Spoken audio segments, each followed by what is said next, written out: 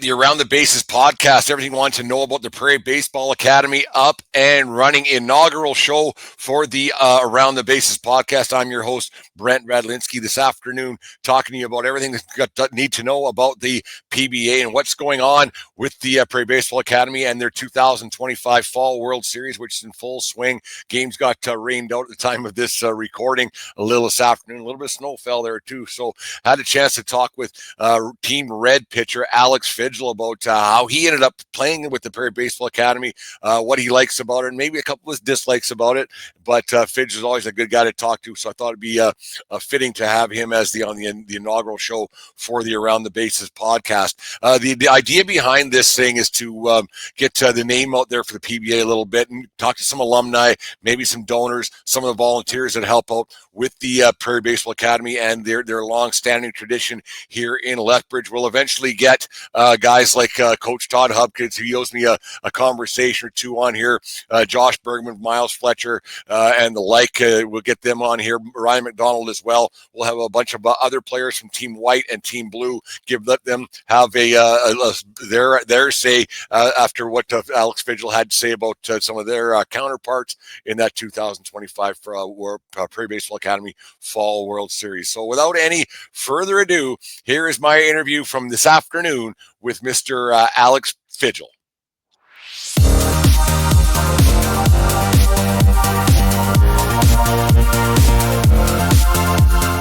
The Around the Bases podcast, first episode.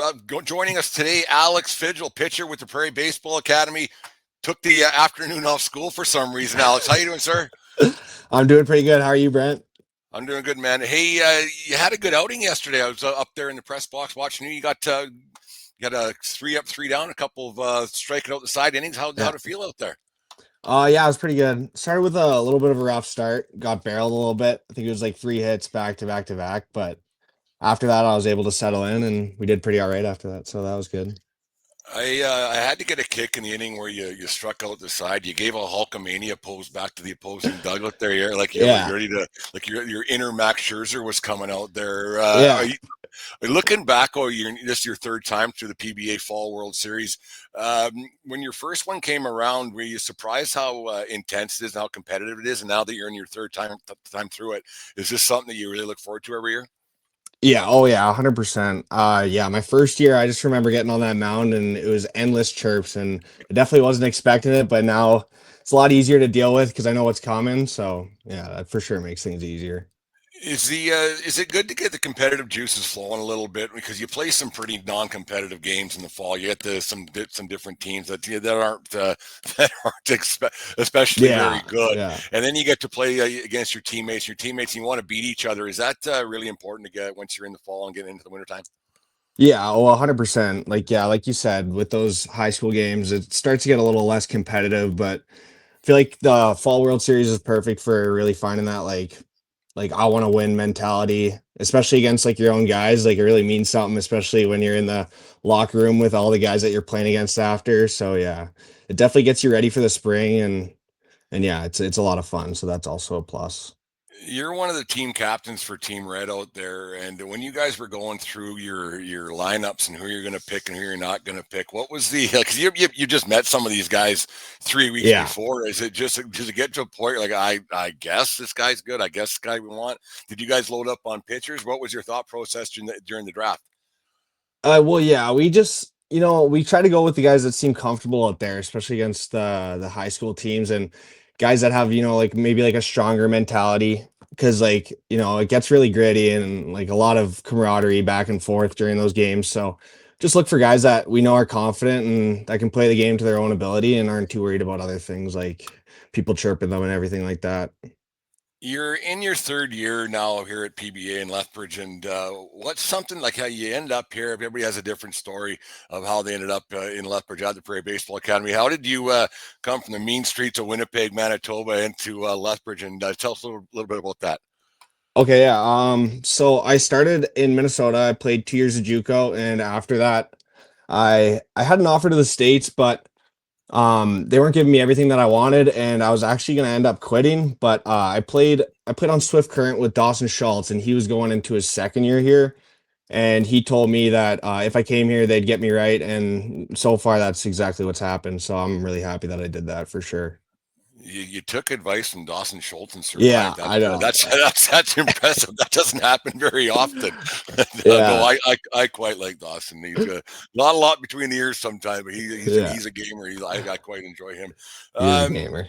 it's yeah, he's that's one way of putting it.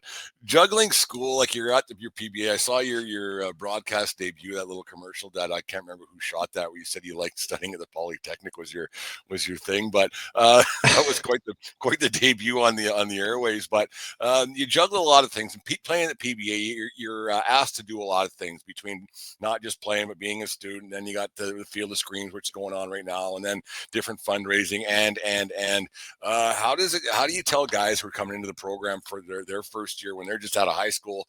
Do you, now that you're the old man there a little bit, how do you get guys and say this is what we're doing, this is how it is, and you just not shut your yap and do it, but how do you ease some souls, because it's got to be pretty tough for a 17-year-old kid to come into this situation.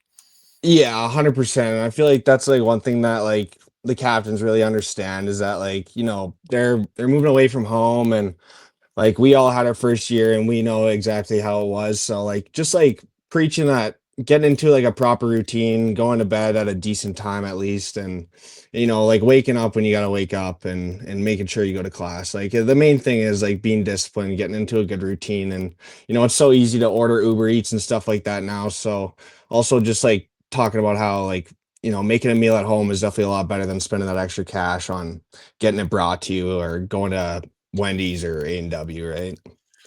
The speaking of meals, did you eat all those protein bars by yourself? Did you share them with your teammates? Uh, I tried to share them.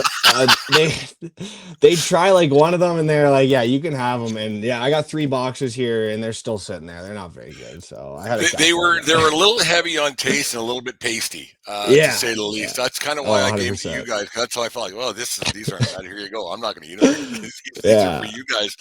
Uh, Staying healthy, like last year you had some issues there a little bit, yeah, and getting the arms back and forth in your shoulder and your elbow, and it can happen. Like you can be rolling and rocking and having a great season. You're always one pitch. I found more and more you're one pitch away from utter disaster. It happens more in the yeah. major league, everywhere with pitchers. Getting your arm right, you kind of knew it was going to happen, but it's getting that 7 3/8 between the ears right again. Was that the harder part? What you guys started thinking about? Thinking maybe this isn't going to work out anymore. Oh, pardon me. Oh, what did you say Like, that last part? did you start to think that maybe my arm's done? I'm not gonna be able to pitch anymore, and what am I gonna do? And like, is that the harder part? Even though you're going through rehab and just trying to get things back, and like, is it between your ears that in your brain that gets going a little bit? Yeah, like obviously, like since I'm a little bit older, it's definitely something that I stress about when it comes to arm injuries. It's like, could this be the end of me playing baseball? But just like talking to Bergie about it. Bergie's got us working with the bridge and everything like that. So that's been a lot of help, and they always are optimistic, and it's always worked out. So and Bergie's big on arm care now, especially like at the start of this year in the fall. Like he really hammered us with like, if it's a light day, we got to do this. If it's medium, if it's heavy, we got to do this. So yeah, really been taking care of our arms, and I feel like we're going to see a lot less injuries this year. So that's good. That's the thing with the Canadian College Baseball Conference. It comes down to health and who can stay healthy for that Yeah, tournament and have a few 100%. pitchers, and that's the biggest thing. Because it's maybe a little bit different this year with the different realignment, how the divisions are, and you actually got to win some games to get to the Yeah, tournament. But it's a yeah, little bit different. It's a lot better.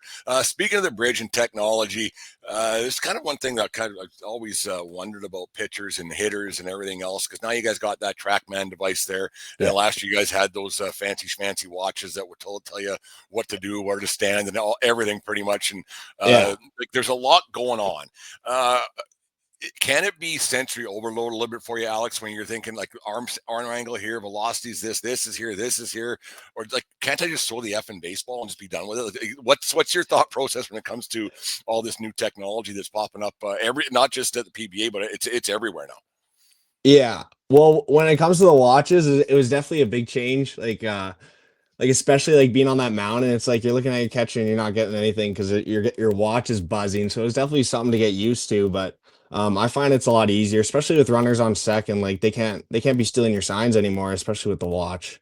And when it comes to the track, man, like that's it's mostly for velo and like making sure that we're still gaining and we're not losing velo and like just making sure that our arms aren't getting injured, overthrowing or anything like that. So yeah, it's definitely a lot, the technology, but it's fun and as long as you like stick to your like throw the crap out of the baseball, like you kind of mix the two and it usually meshes pretty well. The one thing, like yes, like you guys umpire. For those who don't know, the PBA players, the team that's not playing, they umpire the games, and they've been doing in general a pretty good job. Yesterday was not one of those games; was one of the better ones in the 2025 Fall World Series. But you have the TrackMan technology there that can call balls and strikes and everything. Do you like it? Like to me, like I'm because I'm an umpire, obviously. I don't know how much I like it. I mean, you don't want to have egregious calls that are terrible, but there's a few pitches that maybe could have been strikes. They could because Yeah. there's a feel to a baseball game, right? Like, yeah, if it doesn't clip the corner, if it's whatever outside, you weren't going to hit it anyways. Let's get out of here. Are you Yeah, more exactly. like do you know what I like? How's what's your thought process on Major League Baseball that's going to the automatic balls and strikes? College baseball already has it. Like yesterday was a small sample size, obviously, and it Yeah. just during this. But what's your thoughts if that was to be a full time thing in a game that you played? Um, well, personally, I don't like that it's being added to the MLB, and like I feel like there's certain things like especially in the CC, like it's like half a ball off the plate, like a pitcher would really like that as a strike, and especially like especially when it goes the other way for a hitter and it's a definite strike and it gets called a ball, like like that's just a part of baseball and it's been part of baseball for the last however long. And I want to give a shout out to Willie P, who was behind the dish yesterday. I could never get behind the dish, so respect to him. It's a tough game, but whatever, it's totally It's fine. not easy. I think that some of Yeah, these guys are getting an eye opener that it's not that easy, and yeah, it and isn't, maybe I and know it maybe isn't. yelling at Brent isn't the wisest idea because it is hard. It's hard. Yeah. Oh yeah. Yeah. It's no yeah. Like I just because there's such a feel to the game, and especially if it's 14-2, and you got and the guy and like let's get out of here, it's over. But then Yeah. the batter wants to get his it doesn't he wants to pad his stats a little bit. Yeah. So Exactly. there's a give and a take. But like I'm all for pitchers throwing strikes because the more strikes I call, more outs I call, the quicker we get out of there and get to go and have a Yeah. beverage. That's kind of Yeah. how I Exactly. feel Yeah. about it. So it Yeah. works out that way. Um, you're not coming to an end of your career, but now they like to just go back to your 16-year-old self or your 17-year-old self. What's something that Alex Fijal and his mustache would go and tell young Alex Fijal when you're graduating high school, and that maybe what's something that you wish you had a little bit of advice between your own ears that you could tell yourself when you got out of high school? Um, yeah, that's a really good question. It would definitely be to focus on myself. Everyone gets so caught up in this guy throws harder than me, this guy can spin it better than me. But like the main thing that I've learned, especially at PBA with a bunch of really good guys my first year around me, like was to just stick to myself and really focus on like my own processes, and everyone's different. So yeah, just basically sticking to your own process and not being afraid of the outcome and just doing your thing one pitch at a time. That's the thing about baseball. It's a team game, but it's Yeah, individualistic efforts, right? And you can't win 100%. everybody else. And yeah, you might go 1 for 4, but that one hit you got was the game-winning hit or whatever it might be. And the guy who Yeah. went 3 for 4 might struck out in a big spot. So Yeah, it's and then the exactly. pitcher the same way as well. Uh, the thing with like you get to PBA and like, you got like I said earlier, you're asked to do a lot. Um, I don't want to. How am I going to word this? So Hub could punch me in the face. But it's. Is there times where you're like, I wouldn't mind not. I just wouldn't mind not. I'm not saying that you would. I just sometimes you're like, man, like I just don't wanna. Do you ever get a Casey? I don't want us like your teacher did today. Oh yeah, 100%. Yeah. Yeah, that definitely happens. But like those are the type of days where you kind of just have to just keep pushing through, and like that, like it's a huge part of like the discipline part. You just got to keep going no matter what. And if you don't wanna, then you kind of just have to suck it up, and even if you don't feel like it, you just got to keep going. Alex, you're a big guy, 6'4", 200 and whatever pounds. Like you, and growing up in Winnipeg, you're a prototypical defenseman, especially in like my age. Growing up when I was a kid, man, scouts would have been drilling all over a guy your size. Why didn't you play hockey? I did play hockey. I played hockey all the way up until grade 11 of high school, and then COVID hit, and they told me that we can't play hockey anymore. And then baseball was calling, and we can do like the 1-on-1s or the 4-on-1s for baseball. So then I just picked up baseball again, and then yeah, I never looked back. I love baseball. I wasn't very Like, fast in hockey though, so I well, couldn't see you would have myself been going that anywhere. typical that 1994, 95 defenseman just grabbing on the guys and punching them in the Yeah. face. The guys Oh, that I grew up with, 100%. that Yeah. was great hockey back then. I love that Oh stuff. yeah. Man. It was crazy. Uh, like you say, you love baseball. Like you're around the park. You work for the you work over there fixing the field all the time, and you seem like a honest to goodness baseball dork. Is that a good analogy? Are you a baseball dork? Yeah, 100%. And yeah, yeah, you got it right on the money there. And this season I probably watched over like 50 games of baseball, and most of them Jays, but more than 50, like 75 games of baseball Yeah. in the MLB. Have definitely picked up MLB baseball a lot more, and it's slowly just becoming more and more of a passion. Like coaching Little League over the summer too, like that was a lot of fun. And I like cutting grass too, especially when it's on the field. I like making those lines. It's definitely, but yeah, I didn't think I'd ever like something like that, but it's slowly becoming more and more It's your fun. own little thing, and I kind of get that around here at Spitz too. When you create something and do something that's kind of neat, and you get to the you, because I dork the hell out of baseball. There's no getting around that. Like it's crazy how you get that. Did you're a Jays guy, right? You see with your hat on there. Yeah. Going into that Yeah. game last night, did you? What was your and the Jays won? For those of you listening a Yeah. little bit later on, Jays won, and Scherzer came out and shoved a little bit. Yeah, he What did. was your level of concern going into that game last night? You're thinking, oh, because he didn't have the greatest end to his season. No, yeah. It was probably one of the best starts Scherzer has ever had, and it was awesome to see him bring out that mad dog and tell the coach to get off that mound. I love that about baseball, and that's what I try to be as close to him as I can when I'm pitching. But like that type of anger isn't, yeah, it's not easy to acquire. But I was definitely stressed going into the game because Scherzer, he's getting up there in age, and he's had a couple pretty bad starts. He never really gets past the fourth. And then you know how the pen can be, it's so hit or miss. So yeah, I'm just happy we got the dub. It was a good win. And yeah, I'll take whatever I can get at this point.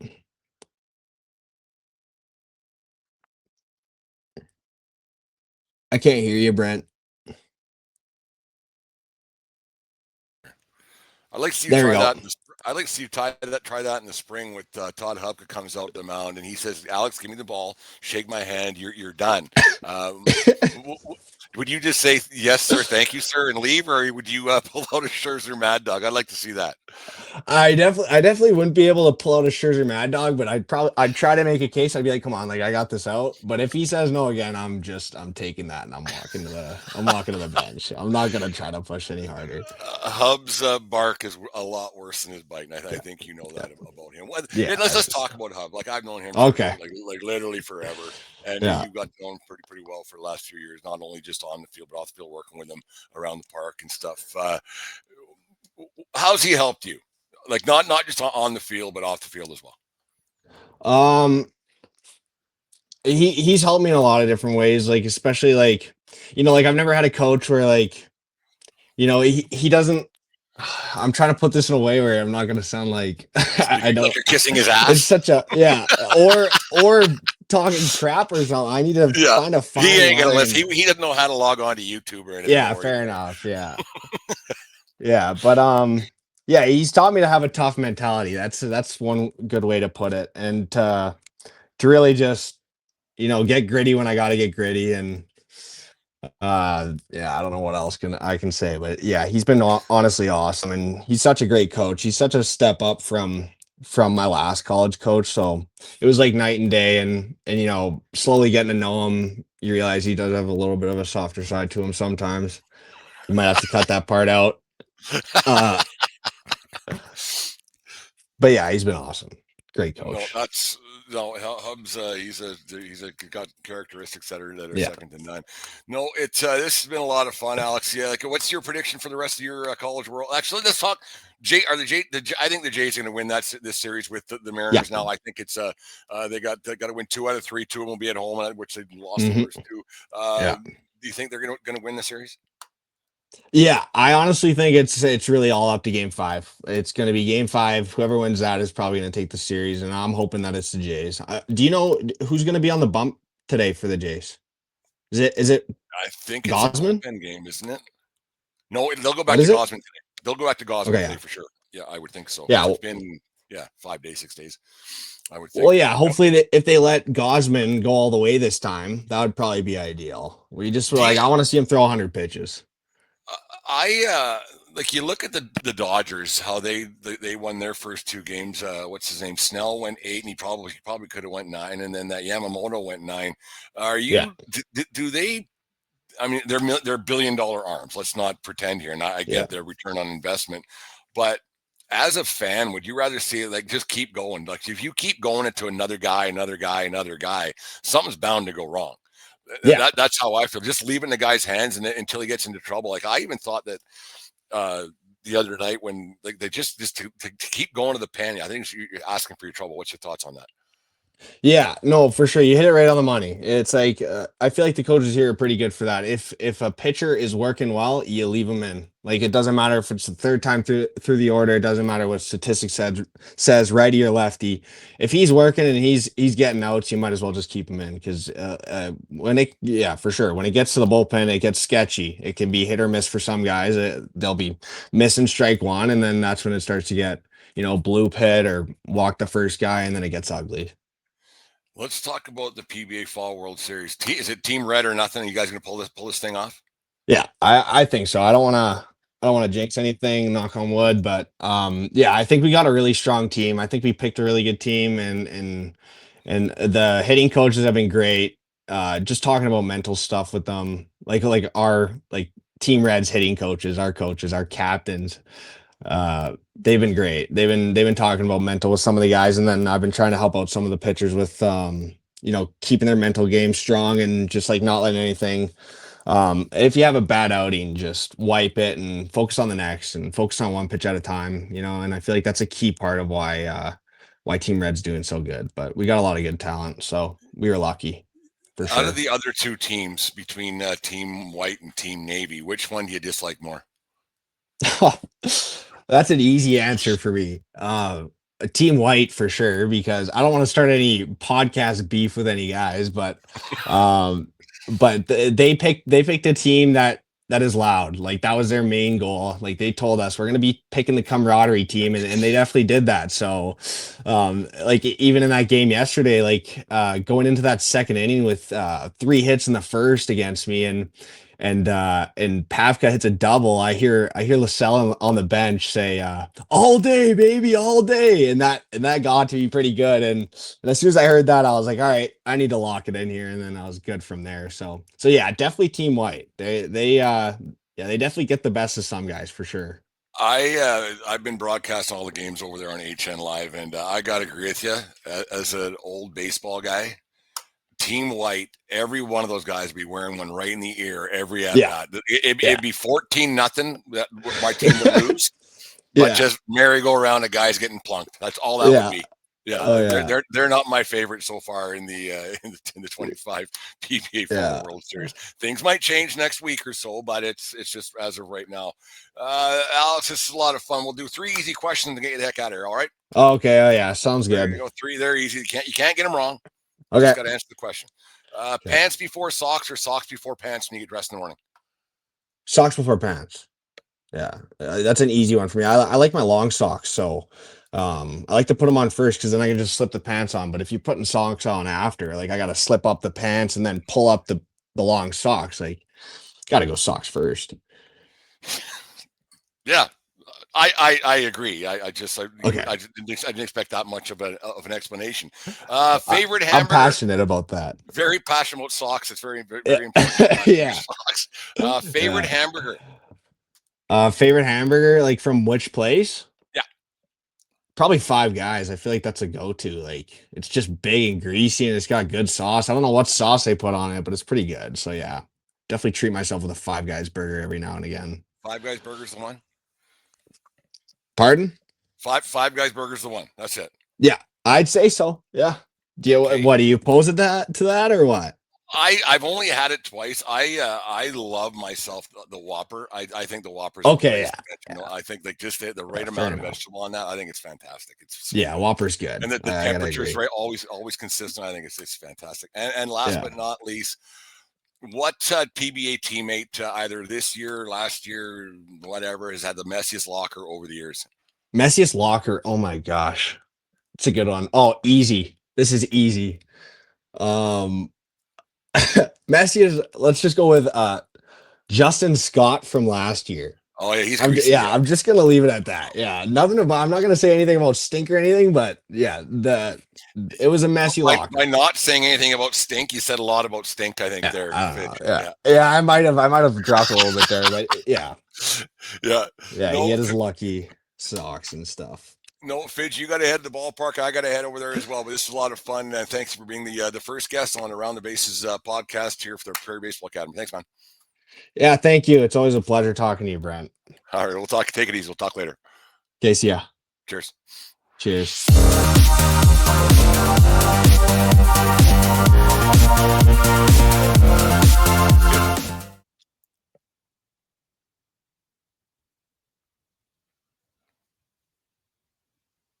Thanks again to Alex Fijal for joining us here on a around the bases PBA podcast. That doesn't roll quite off the tongue quite as of yet, but I'm giving her a shot. Just threw this together today, as you can possibly tell. Thank you very much to Alex Fijal for joining us on Around the Bases podcast today to talk about the 2025 Fall World Series happened down at Lloyd Nolan Yard and everything's going on with the PBA and how he got here. Fidge's always a great guy to talk to. Turns out he's a bigger baseball dork than I thought he was. So it's always good to talk with Fidge. He's a really good guy. He's got a big smile on his face, and that mustache is getting better and better as time goes by. Anyways, there it is, the inaugural show for the Prairie Baseball Academy at Around the Bases podcast. If you want to come on the show, if you got some show ideas, let us know. We everything would be greatly appreciated. Actually, before we go, Field of Screams is happening right now down at Spitz Stadium. Big fundraiser for the PBA, the haunted house going. I don't know if it's going to go later on tonight because of the weather, the inclement weather, but they put on a good show over there. Also, make sure you check out, go to prairiebaseball.com. The guys are taking donations for their marathon game, which is happening on November 1st, the day after Halloween. So a couple 2 weeks from now, they have that marathon game, 100 innings baseball, a lot of fun stuff going on there. So make sure you check all that out. And then the banquet's happening in January. There's all kinds of stuff going on here with the Prairie Baseball Academy. So thank you very much to Fidge once again. And that's it. There it is, the inaugural show of the Around the Bases podcast. Thank you very much for listening. Remember, it doesn't matter where you are. It's who you're with. Have yourselves a great afternoon, folks. We'll talk to you later.